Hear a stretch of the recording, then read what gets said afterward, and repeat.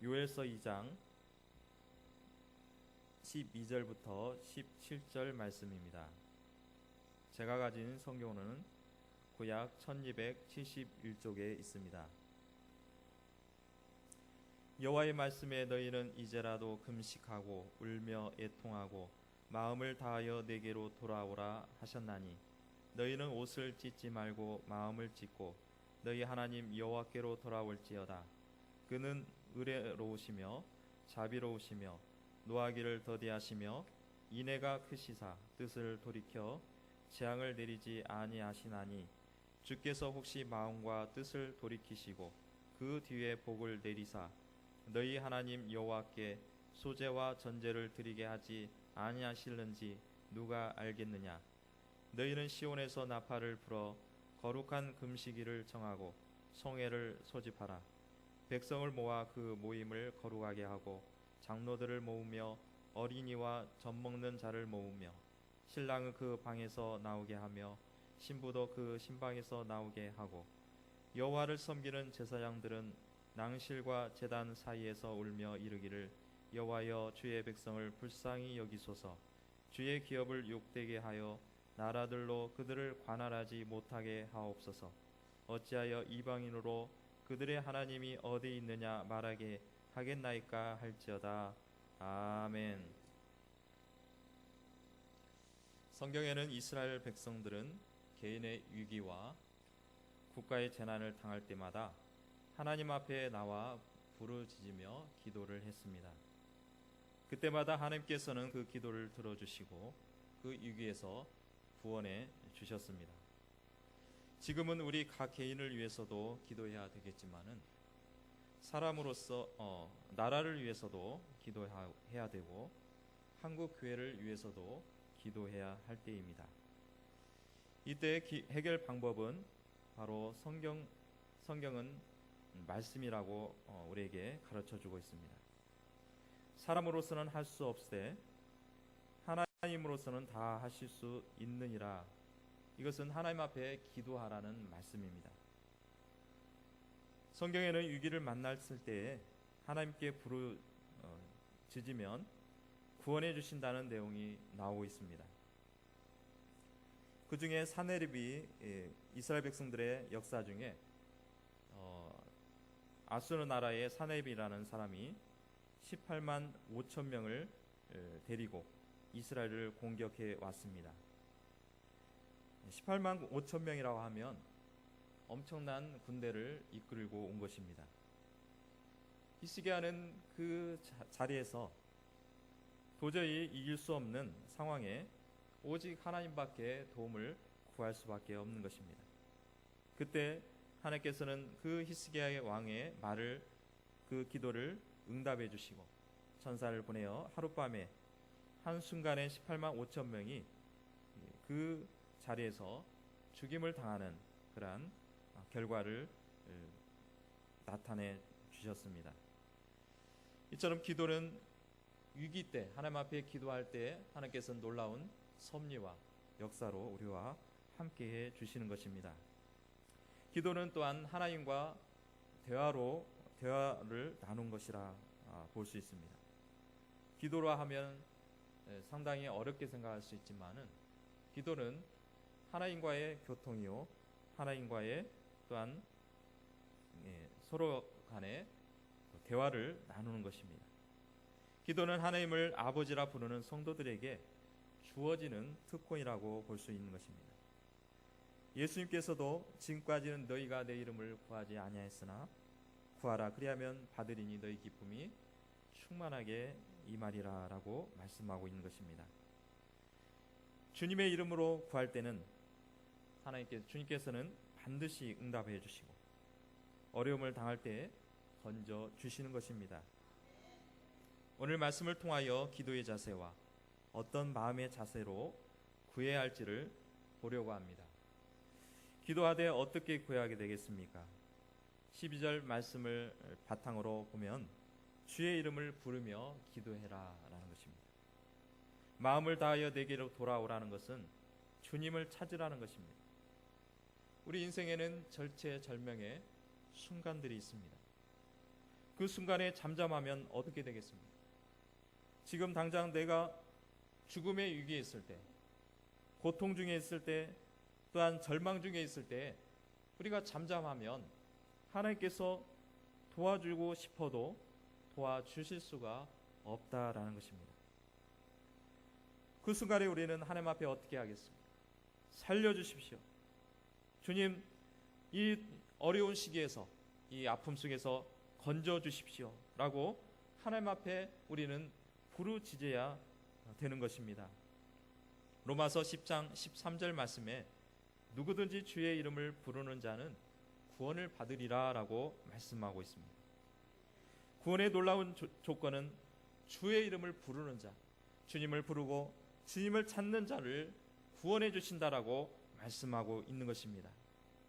제가 어떤 동영상을 봤는데, 어렸을 때 신앙생활을 했던 사람이었는데 점점 주님을 떠나고 교회를 떠난 한 젊은 처자가 결국 인생의 좌절을 맞이하게 되고 자살을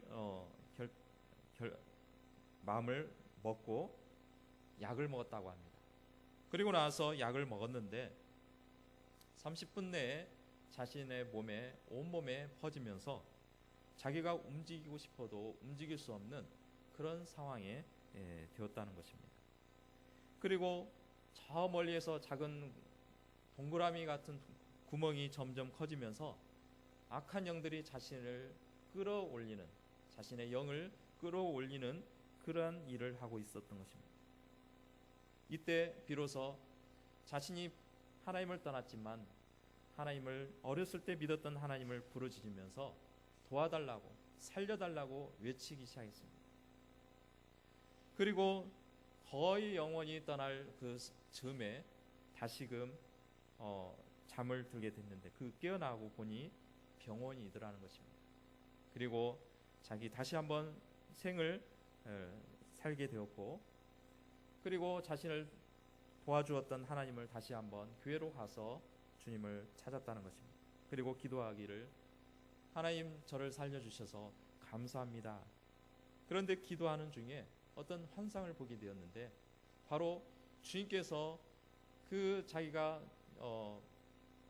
자살할 때에 악한 영들이 자기를 데려오고 있을 때에 그 주님 옆에서 자신의 생명줄을 주면서 그 하염없이 눈물을 흘리며 그 생명줄을 주고 있었던 모습을 그 기도 중에 보게 된 것입니다. 바로 주님께서 자신의 생명을 붙잡아 주셨구나 하고, 주님께서 자신을 살려주었구나 하고 확신하며 다시금 믿음의 굳건히 서게 되었다라는 것입니다. 바로 우리는 위기 때, 어려웠을 때, 고통스러웠을 때, 정말 힘든 그런 상황에서 우리는 다른 것을 구할 것이 아니라 오직 주님만 구하고 하나님의 사랑을 구하는 저와 여러분 되시기를 축복합니다. 하나님이 나를 구원해 주실 책임이 있고, 또 나의 모든 문제도 하나님의 문제가 되기 때문에 우리의 기도를 주님께서는 책임져 주시고 응답해 주시는 것입니다. 마태복음 9장에 보면 두 맹인이 나옵니다. 주님을 만났을 때 다윗의 자손이여 우리를 불쌍히 여기소서라고 부르짖는 것입니다. 앞을 볼 수 없는 사람이기에, 아무것도 볼 수 없기에 소리로만 들을 수밖에 없습니다. 예수님이 오셨다는 소리를 듣자마자 주님을 부르며 자신의 처지를 불쌍히 여겨달라고 외치는 수밖에 없는 것입니다. 이러한 간절함이 저와 여러분들에게 있으시기를 축복합니다. 또한 우리는 마음을 찢고 회개해야 된다고 말씀하고 있습니다. 유대인들은 참회의 표시로 옷을 찢었습니다. 그러나 마음을 찢지 옷만을 찢지 말라고 말씀하고 있는 것입니다. 옷을 찢는 행위는 그만큼 마음의 상태를 표현하는 것입니다. 자신의 잘못된 것을, 과오를, 자기의 잘못을 회개의 모습으로 옷을 찢는 것입니다. 옷을 찢었다고 해서 그 자체가 회개를 의미하지는 않는다는 것입니다. 우리는 마음을 찢고 우리의 심령을 찢었을 때에 그것이 비로소 하나님 앞에 회개의 역사가 일어나게 되는 것입니다. 우리는 구속함을 받고 중생한 후에도 생활 속에서 죄를 범하는 연약한 죄인들입니다. 실제로 행하지 않더라도 마음속으로 일어난 죄를 놓고 우리는 고민하고 있는 것입니다. 그럴 때 우리는 주님 앞에 솔직하게 인정하는 것입니다. 때로는 사람들을 속일 수 있고 사람들이 모를 수도 있지만 중심을 살피신 하나님을 향해서 우리는 결코 숨길 수가 없는 것입니다. 그러므로 날마다 우리는 하나님 앞에 진실된 모습으로 혹여나 우리 안에 있는 죄를 회복하고 또 주님 앞에 나와야 되는 것입니다. 요한일서 1장 9절의 말씀에 만일 우리가 죄를 자백하면 저는 미쁘시고 의로우사 우리 죄를 사하시며 모든 불의에서 깨끗하게 하실 것이요 라고 주님은 약속하고 있는 것입니다. 주님 앞에 자백하기만 한다면 깨끗하게 모든 것이 죄가 말끔하게 씻은 것처럼 깨끗하게 해주신다는 말씀입니다. 우리는 지적으로 죄를 인정한 다음에 감정적으로 슬퍼해야 되는 것입니다. 내 안에 죄로 인해서 주님이 성령께서 근심하셨기에 또 하나님을 근심케 했기에 우리는 슬퍼해야 된다고 말씀하고 있는 것입니다. 만약에 죄를 짓고도 나는 이런 죄를 아무런 가책 없이 있다면 그 마음은 돌짝밭과 같고 또한 화인 맞은 마음과도 같을 것입니다. 그러기에 우리는 죄를 범했다면 회개하고 주님 앞에 나와야 되는 것입니다. 우리는 날마다 죄를 용서함을 감사해야 될 것이고 잘못이 생각날 때마다 주여 내 죄를 용서해 주소서 하고 죄송한 생각을 가져야 되는 것입니다. 베드로는 예수님을 절대로 부인하지 않겠다고 호언장담했습니다. 그러나 막상 주님께서 잡히고 생명의 위협을 받았을 때에는 자신은 철저하게 주님을 모른다고 부인하게 된 것입니다. 아마도 베드로는 그것이 실패요, 그것이 절망이라고 생각했고 더 이상 돌이킬 수 없는 그런 길로 혹여나 생각할 수가 있었습니다. 그러나 베드로는 진정으로 하나님 앞에 회개를 했고 주님 앞에 돌이켰습니다. 요엘서 2장 28절에 보면은 그러한 회개 성도들에게는 남여종에게 성령을 부어주리라고 약속하고 있습니다. 성령 충만이 바로 여기에 있는 것입니다. 마음의 옷을 찢고 회개하는 성도에게는 성령의 충만이 임하게 되는 것입니다. 1907년도 평양 대붕의 역사도 바로 회개로부터 시작된 것입니다. 많은 믿음의 사람들이 자신의 과오를 자복하고 또 많은 사람들 앞에서 고백함으로써 더 이상 이런 죄를 범하지 않겠다라는 그러한 회개와 또 돌이킴이 있었기에 성령 충만함이 있었고 또한 평양 대붕의 역사가 일어나게 되는 것입니다. 그리고 의지적으로 죄에서 돌이키는 것입니다. 지적으로 죄를 고백했다면 그것을 슬퍼하고 거기에서 머무는 것이 아니라 거기서 멈추는 것이 아니라 돌이키는 것입니다. 베드로는 돌이켰습니다. 반면에 가룟 유다는 돌이키지를 못했던 것입니다. 요엘 선지자는 하나님께 돌아오라고 호소하고 있는 것입니다. 다윗도 잘못을 회개했고 주님 앞에 참회의 기도를 했고 돌아왔습니다. 이처럼 참된 회개는 잘못된 것만 깨닫고 슬퍼하는 것이 아니라 진정으로 주님 앞에 돌아와서 주님의 겸손하게 주님 앞에 나와야 되는 것입니다. 사랑하는 성도 여러분, 세상을 한탄하고 잘못을 남에게 돌리지 말고 진정으로 마음을 찢으며 간절히 애통함으로 주님과의 바른 관계를 통하여 자봉하는 심령을 가지시기를 축복합니다. 회개란 잘못을 후회할 뿐만 아니라 잘못된 것을 올바른 길로 돌이키는 것입니다. 우리 안에는 잘못된 신앙도 있습니다. 때로는 미지근한 신앙도 있을 것이고 또 세속적인 죄악도 있을 것입니다. 하나님을 또한 사랑하지 못하고 하나님의 뜻에 어긋나며 살아갈 때도 있습니다. 그럴 때 우리는 주님 앞에 돌아오고 회개의 기도를 하는 것입니다. 또 14절의 말씀에 보면은 구하는 자에게 응답해 주실 것을 말씀하고 있습니다.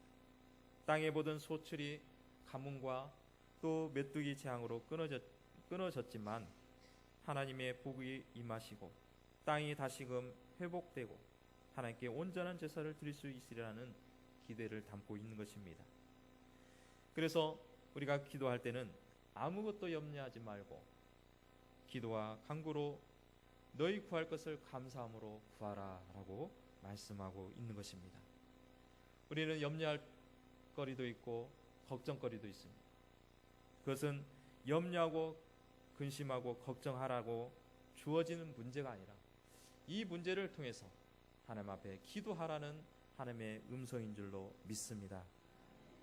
그럴 때 우리는 하나님 앞에 감사함으로 기도할 때에 우리의 생각과 마음을 지켜주신다고 약속하고 있는 것입니다. 때로는 가뭄이 올 수 있는 것이고 또한 실패가 올 수 있습니다. 그러나 그 가운데서 하나님 앞에 기도할 때에 하나님께서는 우리에게 진정한 평안을 주실 줄로 믿습니다.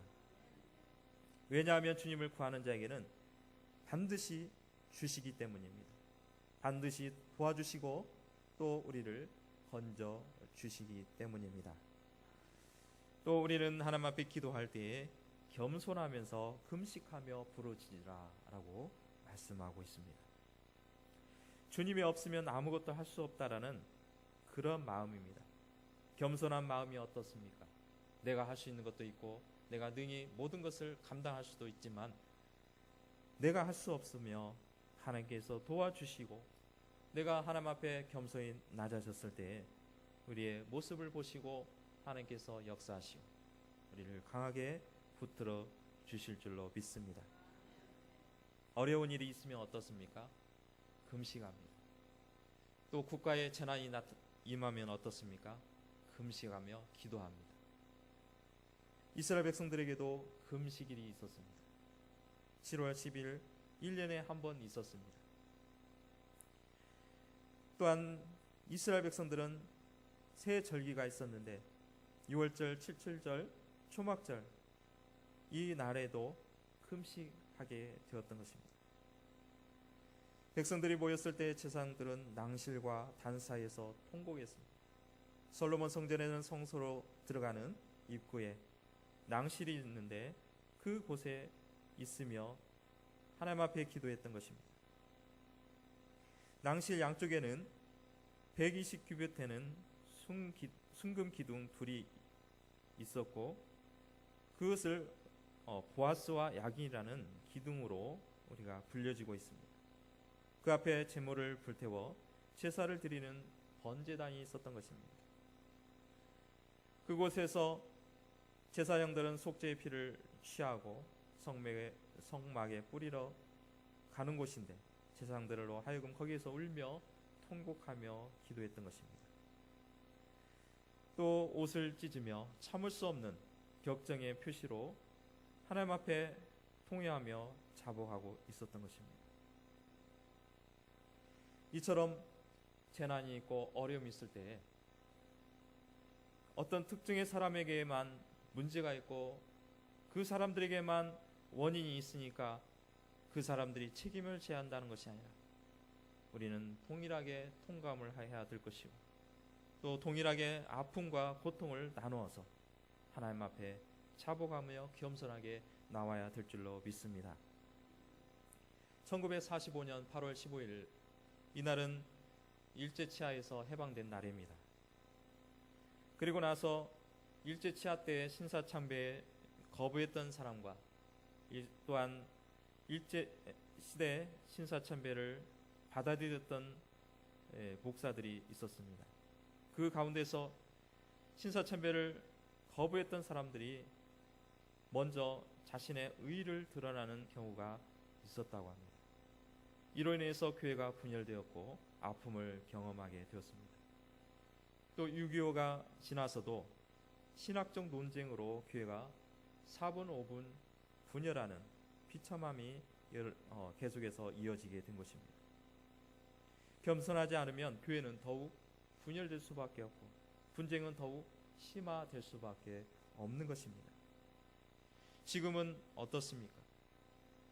지금은 신학 사상이 문제가 되거나 또 이념 문제를 가지고 논한다거나 그런 것보다는 권력 싸움인 것 같습니다. 자신의 이권이나 또 때로는 자기 싸우는 신앙의 경력을 너무 중시 여기는 것 같습니다.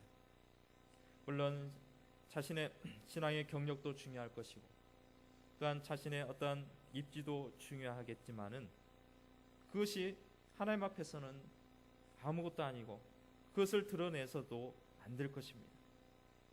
지금 우리가 겪고 있는 아픔도 한국교회의 현실을 겪지 않나 생각을 해봅니다. 이 시대의 통각을 느끼지 못하는 시대, 아파도 아픔을 알지 못하는 시대가 더욱 심각한 문제인 것입니다. 여러분들 그 개구리 얘기를 들어보셨을 것입니다. 개구리를 처음에 미지간 모래는 잘 있습니다. 한 1도, 2도, 3도 올릴 때는 유효하게 그것을 감지를 못하고 온도가 자기가 살이 지금 익어가는지도 모르고 거기에서 삶아서 죽는데 만약에 펄펄 끓는 물에 있다면 개구리가 들어가자마자 바로 나올 것입니다. 우리 한국교회가 이런 현실을 맞이하지 않나 다시 한번 고민해 볼 필요가 있습니다. 지금도 한국교회가 문제가 있고 지금도 우리가 회개해야 될 것이고 또한 하나님 앞에 자복해야 함에도 불구하고 겸손하지 못하는 한국교회를 향해서 하나님은 또한 한탄하고 있는 것입니다. 오늘 우리는 이 아픈 현실에 통각을 느낄 수 있다는 것, 그것은 아픔이 아니요 고통이 아니요 오히려 하나님 앞에 감사해야 될 줄로 믿습니다. 우리는 잘못된 것을 잘못인 줄 알아야 될 것이고 또 잘못된 것은 고쳐 나가야 되는 그러한 사명의식을 가져야 되는 것입니다. 우리는 좀 더 힘을 내야 될 것이고 또한 하나님 앞에 감사하는 저와 여러분 되시기를 주님의 이름으로 축복합니다. 하나님 앞에 겸손하지 못하고 낮아지지 못한 우리의 모습을 자복하고 불쌍히 여겨달라는 그러한 주님 앞에 애원의 기도를 드려야 되는 것입니다. 겸손한 기도는 어떤 기도입니까? 합심해서 기도하는 거죠.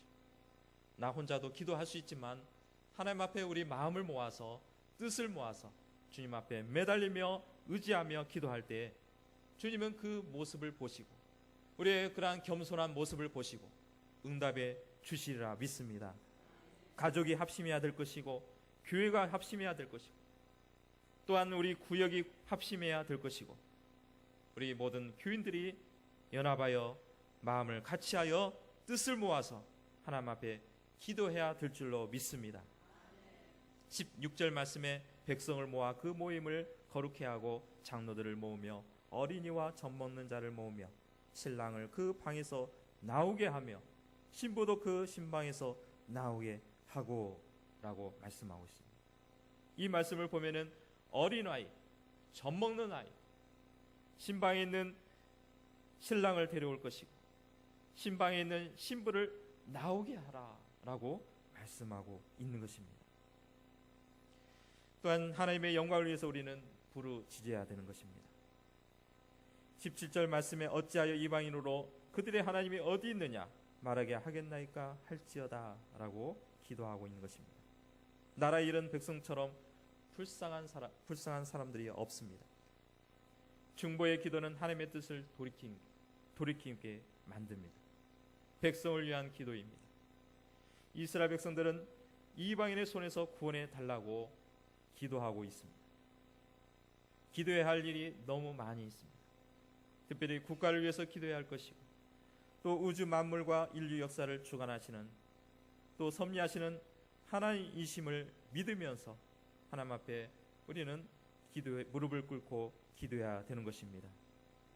백성들이 가슴을 찢는 통회의 기도가 있어야 되고 제사장들이 하나님의 백성에게 긍휼을 베풀어 달라는 기도를 드릴 때에 하나님이 뜻을 돌이키시고 마음을 돌이켜 주시는 것입니다. 니느웨 성은 하나님 앞에 심판대 앞에 있었습니다. 요나는 니느웨 성에 가서 너희들이 회개하지 않으면 하나님이 너희를 멸망시킬 것이다, 그 한마디 했습니다.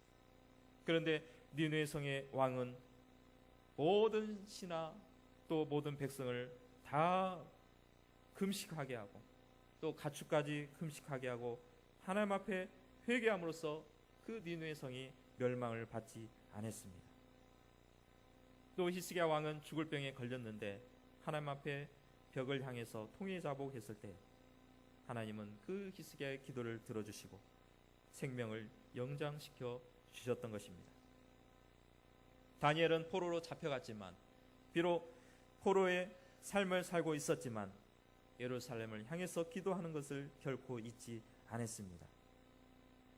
그리고 히스기야 왕은 초반에 말씀을 드렸던 것처럼 18만 5천 명의 군사가 몰려왔을 때 주여 백성을 긍휼히 여겨 달라고 기도하면서 예언을 했던 것입니다.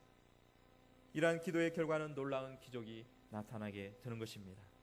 하나님은 끝까지 돌아오지 않는 죄는 벌하시지만은 마지막 한 사람까지 회개하기를 바라시고 기다리시고 또 인내하심으로 또한 회개를 촉구하고 있는 것입니다. 소돔과 고모라 시대가 그랬습니다. 노아의 홍수 때가 그렇습니다. 사람들은 먹고 마시고 또한 자신의 쾌락을 위해서 살아갔을 때에 의인 노아는 또한 아브라함과 롯은 사람들 향해서 회개를 촉구했던 것입니다. 우리가 사는 이 세상에 하나님의 뜻을 몇 번이나 기도로 돌이키게 했는지를 모릅니다. 벌써 심판을 받았을 텐데 가슴을 찢고 돌아오는 하나님의 백성들을 보시고 하나님의 뜻을 돌이켜 주셨던 것입니다. 이처럼 나라를 잃어버리는 사람들은 고통과 아픔이 있는 것입니다. 이 나라가 이렇게 잘 살 수 있었고 또 많은 외적의 침범에서도 보호를 받을 수 있었던 것은 분명히 기도의 손길이 있었을 것이고 또한 이 나라를 위해서 그렇게 찾는 사람들이 분명히 있었을 것입니다. 여러분들 피플이라는 1975년대에 베트남이 공산화 되었을 때에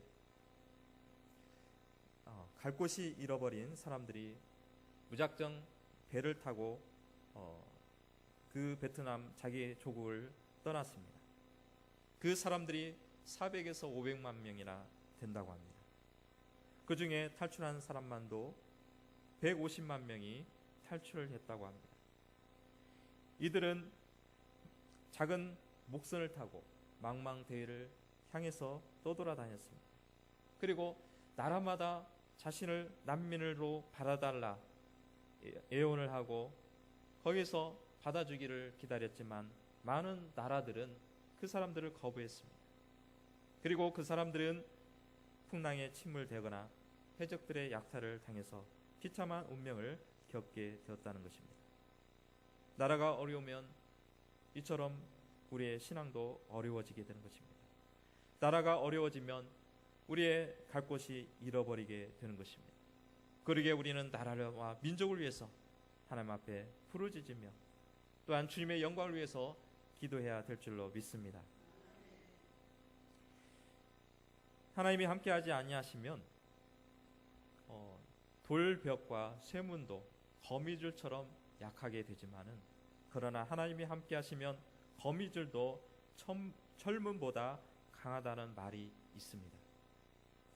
이 말이 무슨 뜻입니까? 하나님께서 하나님 앞에 기도하지 아니하면 아무리 철벽을 가지고 있고 또한 단단한 쇠문을 가지고 있을지라도 그것은 하나의 거미줄처럼 씌워질 수가 있지만은 하나님께서 함께 하신다면 거미줄과 같은 그러한 것도 철문보다 당하게 될 수 있다는 것입니다. 이 말은 로마의 기독교 박해 시절에 로라 페리스라는 교회 지도자가 한 말입니다. 이 펠리스가 많은 관원들이 잡히면서 자기도 쫓김을 받게 되었고 산속으로 피신을 하게 되었습니다. 그리고 산속에 피신을 하였는데 굴 속에 들어가서 기도를 하고 있었던 것입니다. 그런데도 이상하게도 수색대원들이 분명히 동굴이 있는데도 그 동굴을 수색하지 않고 그냥 지나치더라는 것입니다. 나중에 나와서 보니까 자신이 들어갔던 굴 속에 어느샌가 이 거미줄이 쳐져 있었고 이 거미줄이 언제 쳐졌는지 촘촘하게 쳐져 있었더라는 것입니다. 사람들은, 이 수색대원들은 거미줄 쳐진 곳에 어떻게 사람이 들어갈 수 있겠느냐고 생각하고 그냥 지나쳤던 것입니다. 그래서 페리스는 하나님이 함께 하시면 거미줄도 천물보다 강하다고 말한 것입니다. 사랑하는 성도 여러분, 고통 중에 있습니까? 하나님 앞에 부르짖고 기도하시기를 축복합니다. 하나님께서 우리에게 얽어맺고 있는 고통의 줄을 끊으시고 또한 우리를 구원해 주실 것입니다. 기도의 열정을 가지고 기도할 때 나라와 민족과 또한 이 사회를 어려움 속에서 해결해 주실 것입니다. 우리 모두가 기도하되 주의 이름을 부르고 회개하며 기도하며 믿음으로 구하며 겸손하게 주님 앞에 기도하며 하나님의 영광을 위해서 기도할 때 살아 역사하시고 인도하시는 하나님께서 우리를 돌봐주시고 우리를 기도의 응답으로 함께해 주시리라 믿고 기도하는 저와 여러분들 되시기를 주님의 이름으로 축복합니다.